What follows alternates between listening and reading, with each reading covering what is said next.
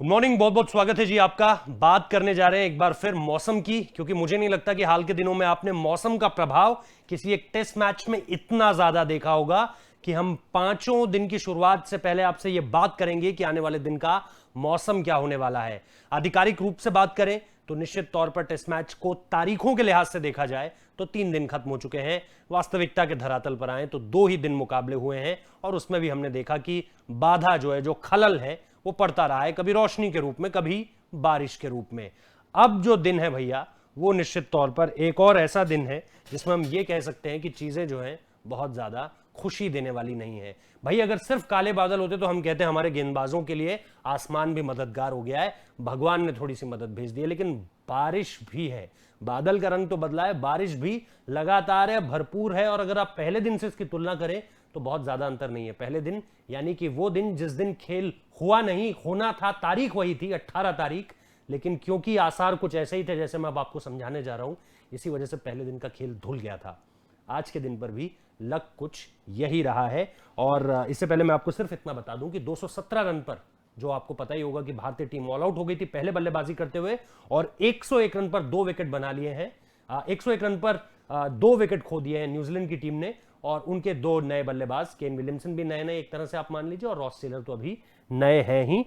तो अब आते हैं जी मौसम पर कि मौसम क्या कुछ कह रहा है।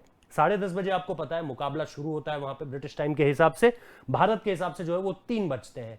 बीते दिन का जो हमने मुकाबला देखा था वो देरी से शुरू हुआ, आधे घंटे की देरी, क्योंकि बारिश हो रही थी, इंस्पेक्शन हुआ, उसके बाद बातचीत जो हुई, उसके बाद ये समझ आया कि भाई आधे घंटे की देरी से मुकाबला शुरू होगा, कोई बात नहीं, इतना तो अब हम सही लेंगे जब हमने इतना सही लिया है। तो अब आते हैं जी, अगर मुकाबला अपने तय समय के हिसाब से शुरू हो तो क्या दिख रहा है।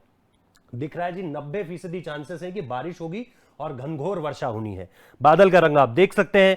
और फिर मुझे कुछ बहुत ज्यादा बोलने की जरूरत नहीं है, क्योंकि ये तस्वीर आप देखिए 9 बजे से जो स्थिति शुरू हो रही है और उससे पहले की स्थिति भी यही है, यानी लगातार मैदान भीगा ही रहेगा। और ये मैं, क्योंकि अभी अगर मैं बात करूं तो सुबह के 6 बजने से पहले का वक्त है ये, तकरीबन जब हम ये वीडियो रिकॉर्ड कर रहे हैं तो बस अब 6 बजने वाले हैं। और उस लिहाज से अगर आप देखेंगे तो 6 बजे, 7 बजे, 8 बजे, 8 बजे हल्का सा बादल के रंग में थोड़ा सा असर गिरा है, बारिश का असर भी गिरा है, लेकिन उसके बाद आप फिर देखिए 9 बजे तक भी वही स्थिति है, यानी मैदान लगातार गीला रहेगा, आउटफील्ड लगातार गीली रहेगी। जो कवर किए हुए इलाके होंगे वो थोड़े से सूखे होंगे, लेकिन आउटफील्ड लगातार गीली रहेगी। फिर आ जाते हैं जी मैच का जो आधिकारिक समय है शुरू होने का। 10:30 बजे से अगर मैच शुरू होता है तो अब पूरा चले जाइए शाम 5 बजे तक, ब्रिटिश टाइम के हिसाब से बता रहा हूं। यानी आप देखेंगे कि इस दौरान लगातार कभी 90% है, अधिकतर वक्त पे 90% है, बीच में एक बार 80% जाता है 1 बजे के करीब वक्त, वरना फिर आप पूरी स्थिति देखिए, घनघोर वर्षा है। और ये जो है वो वहां के हिसाब से 4 बजे से अगर आप देखें और 5 बजे तक भी आए तो भी कहीं कोई गिरावट नजर नहीं आ रही है। यानी अब आ चुका है वो वक्त जब दिन का खेल खत्म होने जा रहा है। और फिर आप देखेंगे थोड़ा सा बादलों के रंग ने तब्दीली ली है, लेकिन बारिश होगी और बादल भी लगातार बने रहेंगे। तो अभी तक जो हम आपको बता दें, हालांकि लगातार मैं आपको बोलता हूं क्योंकि ये वेदर रिपोर्ट टेंटेटिव इसलिए होती है क्योंकि चीजें जो है बहुत तेजी से बदलती हैं, और इसका भूगोल, इस पर भूगोल का बहुत ज्यादा असर पड़ता है। क्योंकि साउथहैम्पटन जो मैदान है वो दरअसल जो हम कहते हैं कि भाई सी पोर्ट इलाका है, और दरअसल यहां से पास समंदर भी है, समंदर बहुत पास है यहां से। और ऐसे में आप देखते हैं, खासतौर पे अगर आप ऐतिहासिक महत्व देखें तो मैं एक छोटी सी जानकारी आप लोगों के साथ साझा कर देता हूं।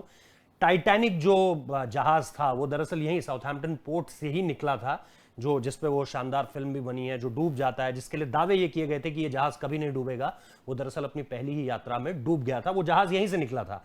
तो क्योंकि समंदर है, समंदर के पास का इलाका है, हवाएं बहुत तेज चलती हैं, इसलिए बादलों की आवाजाही बड़ी तेजी से होती है। तो टेंटेटिव वेदर रिपोर्ट रहती है, लेकिन फिर आपको पता है कि 3 दिन से हमारा जो रिपोर्ट कार्ड रहा है वो लगभग सही रहा है। तो इसलिए मैं आपको कह रहा हूं कि ये बदल जाए तो हमारे लिए बहुत अच्छा होगा, हमारी टीम के लिए बहुत अच्छा होगा, हमारे गेंदबाजों के लिए बहुत अच्छा होगा। क्योंकि बारिश हो जाए और फिर बीच में कहीं कोई स्थिति बने तो फिर आउटफील्ड भी स्लो होगी, वो रन लगाएंगे तो भी बहुत ज्यादा तेजी से बॉल नहीं दौड़ेगी सीमा रेखा की तरफ, और प्लस फिर ऊपर से मेहरबान तो रहेगा ये आसमान। तो ये सारी की सारी चीजें भारत के लिए फायदेमंद होगी अगर कहीं गेम जो है वो बीच में शुरू होता है। हालांकि इसके आसार बहुत कम है, कहीं अगर खेल देखने को मिलेगा वो तो आखिरी के सत्र में देखने को मिल सकता है, उसकी उम्मीदें भी बहुत कम है। तो कुल मिलाकर खबर अच्छी नहीं है, और उम्मीद ये की जा रही है कि आज के दिन एक भी गेंद फेंक दी जाए ये बहुत ज्यादा मुश्किल है। तो अब बाकी प्रार्थनाएं लगातार जारी हैं, सूर्यदेव से भी और इंद्रदेव से भी। सूर्यदेव क्योंकि वो निकल आए, इंद्रदेव की वो छिप जाए। और बाकी देखते हैं क्या होता है यार। दिन भर आपके साथ हम लगातार जुड़े ही हुए हैं, खबर चाहे कोई भी हो, किसी भी खेल से जुड़ी हुई हो, लगातार आप लोगों को खबरें मिल रही हैं। आप लोग जो प्यार हमें दे रहे हैं उसके लिए बहुत बहुत शुक्रिया। जो आप हमारी चिंता कर रहे हैं कि हम कब सोते हैं, निश्चित तौर पर हमने वो उसका भी जवाब आपको दे दिया कि वक्त मिलने पर हम सो भी जाते हैं।